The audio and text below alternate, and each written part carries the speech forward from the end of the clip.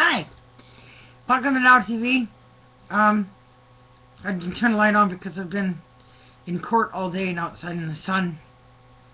I have a bit of wind frost or wind bite. I'm not. It's not nighttime outside. That's what I meant to say. It's only about 5:20, and I thought I'd update everybody while it's fresh in my mind to do so. So long day. The other side had a really weak case, and I'd never seen so many pages of transcripts full of holes and basically lies. And the bad person, the worst person in the situation of what started the whole kerfuffle that made me draw the line at saying justice must prevail. Or I wouldn't be Superwoman. Anyways, that aside, she is a troublemaker. She goes in there, and I don't know how she does it, but lies, swearing on the Bible, and still lies about everything, rather than coming there to go, okay, we did this wrong, and we're sorry that we did that part wrong. And then goes on with her life to continue to lie because she has learned from the system and these people that she can get away with it and get sympathy, and that it's basically okay as long as she doesn't get caught to keep doing it. But we blew them away on the human rights issue of this case. It's out of the water, because everything that they were talking about, I left the room while they were doing their side. I was too tired because it's been going since last June when I first filed the proceedings on this case. And I knew that if there was going to be any questions for me to turn around and say this is all incorrect and then recorrected, it would be afterwards. Although I didn't really get to do that too much because the judge was really in tune with what I had already said and what I had written, and was very pleased that the way I did things was actually appropriate and accurate, and she said we actually encourage it. Because when I was trying to reiterate over and over again through months of dealing with the housing worker at this place, that what she was trying to implement or suggest that would never change was every month having a housing meeting, having all the tenants there plus her complaining about me together all at once. Well, I have no source of recourse or defense, so why would I constantly put myself in that environment of abuse every month? And that I went out of my way to try to find people that would care in the community services places, legal services places, to get assistance to come to some of these things so they could see how this house worker behaves. And I didn't succeed in finding anybody willing to support me because it doesn't cost, they're not getting paid, right? They got to do it for free, and people just don't want to do anything for nothing anymore. But Toronto is not the city it was. I came here to when I was 19, and I think about Keanu Reeves, and I think, God, he's so lucky he hasn't had to be here or see this place in so long, because this is not the city he grew up in. This isn't his home. This isn't the place he remembers it. The people have changed. Like, when you can't get any justice, when somebody has to pretty much almost die or get stabbed for the story that's true to finally be believed, that some kind of recourse or justice can finally happen, there's something wrong with the place. It's a sick place. When I was asking about how to deal with somebody that's not on the lease, that's staying in a property that was taken in as a favor, no longer being welcome to stay anymore because they've overstayed their welcome, the police are like, we don't deal with that at all. But so basically people can squat anywhere in the country and they'll never remove them regardless of what the legal paperwork says they're supposed to do as cops, because they've been trained to think that their only job is to keep the peace. But if you can't keep the peace, if you can't remove the people causing the problem, so then he says you have to go to the sheriff's department, because the sheriff's more intelligent, right? And knows more rules and more of the protocols and the court system. So at least I got an answer in that respect, to not waste my time by calling 911 or going in to the local police precinct to give them the lease in the situation with my current situation, and what happens. Because until I get Richard Donner to read the screenplay, until John Rubinstein, an authentic literary agency, until my movie's a book in stores, until that cash flow starts coming in, I got a penny pinch, because my van's expensive to fix. I'm expensive. My nails, my hair, I only use Pantene. Clothes, my feet need massive treatment because I have really wicked street feet for wearing terrible flip-flops for the summer because I couldn't find good footwear, because I have special need for footwear because of having broken both my legs.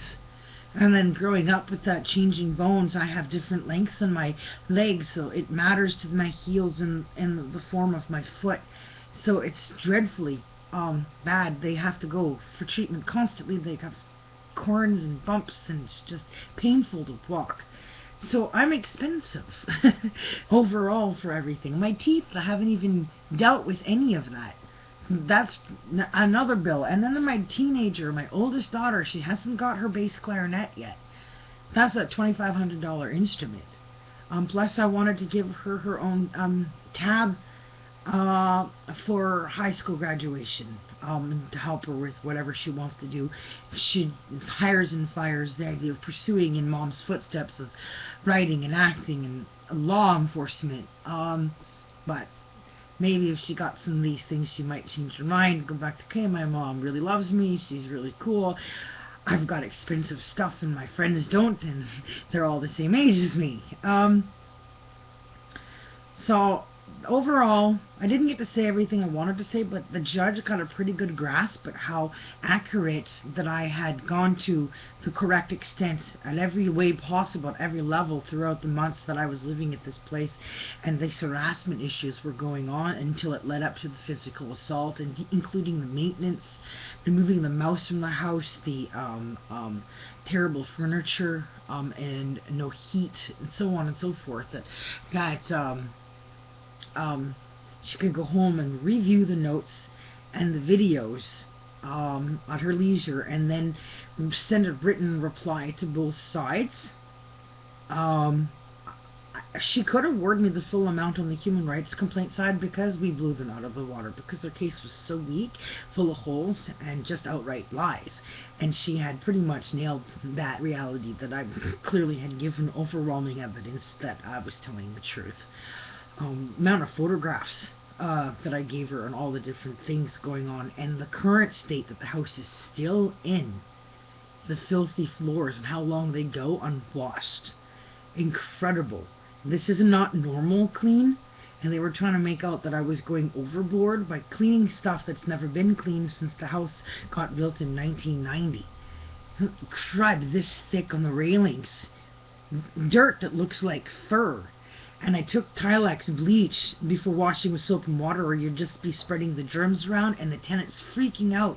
What are you using bleach for? Why are you spraying that stuff? Quit doing that. Get out of here. You're not wanted here. And being really rude and swearing and trying to make out that I'm like this not likable kind person that I happen to actually be. Real person. And how they wanted me to put up with, as long as I lived there, going to these meetings so the three of them can sit and pick on me and not get anywhere, but get a lot of joy out of having the power to be able to gang up to get that result every time. But of course I wasn't going to put myself in that position, so I went and filed a proceeding. The thing I worry about with this landlord and tenancy case, going back to the point about how there's no justice in Canada, but really, really bad in Toronto, that this Landlord and Tenancy Board doesn't seem to award people the maximum amount of money ever, and not often do they go over or up to even $10,000. They penny pinch, and they try to find all kinds of excuses to try to say, oh, well, they're just going to give you your 8 months rent back because there was no heat when you were living there and the furniture was in poor condition. In fact, I proved that it should have been shucked out, and that they weren't cooperative. But this is a good judge. She's a good lady, good listener, and she watched the way I behaved overall and slow me down when I was bipolar fast, and she was really good with me, and basically she made me realize that the things I wanted to say that I didn't get to say, I didn't need to say, because she understood it, and that it's all on paper anyway, which she totally said was really right of me to do, and that they encourage it. But I had to look up my rights to find out that I don't have to be in these meetings in person. As long as I'm addressing them on paper, then it's established record that I am responding. And that's enough. But they were trying to find a way to make out that I was crazy and not taking drugs, to get the 911 to take me to a hospital to get them their house back and not have to pay me for any of their wrongdoings, including eating my food, etc. And what they did to my uniform, from the washer into the sink, the dirty sink in the laundry room, could have wrecked my uniform and I wouldn't have been able to go to work, and you have to pay for that stuff. The long story short of it is, I'm still stuck in Toronto, not sure how much money I'm going to get in order to get to Hollywood in the van, because the gas is expensive now, and the showers and the food at the truck stops. I know I'll have enough to at least get to Quebec to go meet the senator in person, and discuss what to do if I have to leave the van here to go there, to tell him what we got to get the van and my stuff out of here, which is supposed to be towed out of here to go to the mechanic this month. But I don't think the check's going to get here this month. But overall, I've survived the day. I have a headache, so I turn the light off and do the recording. But it's not nighttime, as I said before, so I just wanted to update. I've survived. It's over. I don't have to go to court again in this court, but I can go on to get a lawyer and go address the Parliament. I can go deal with this case by taking it to the extent of case law about people who shouldn't have certain jobs and why, and implement the encouragement of politicians changing laws in the system so that people like this liar and physical assault that happened to me will and can be penalized at a harsher level much faster than leading to stabbings or hospitalizations, etc. Sometimes the power of the mouth can be more harmful than physical assault because of the length of time and the amount of damage that can do to a person's mind and heart. So I'm going to let off here because I'm always having trouble when I go over 15 minutes on this. So that's it.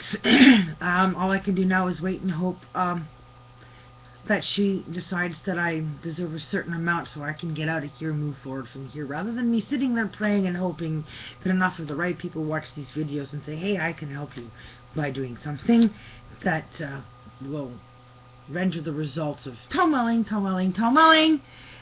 in my life now, and deal with custody of Sarah and Panache Modeling Agency. She just went for her photos today, her new ones updated, and I had hoped that the two of them would do photos together so we could see how they make a really good team, a good pair, so that they could work constantly together. And that, of course, of Steve Martin and stuff, right? So time is money for her. She's chock full of talent, and she's 2 times the beauty of any other baby you're going to see on the cover of a magazine. I can't wait to see her on Times magazines and stuff like that, especially if Tom's with her. But yeah, he's totally lost out a lot, and I'm tired, so I gotta go wait for the results and let you guys know what I get and see how far what I'm getting is going to get me. Peace out, Superwoman Now Canada, Now TV Canada. Keep tuning in. Thanks for watching. I'll be back with more. The story of my life is a movie as it goes.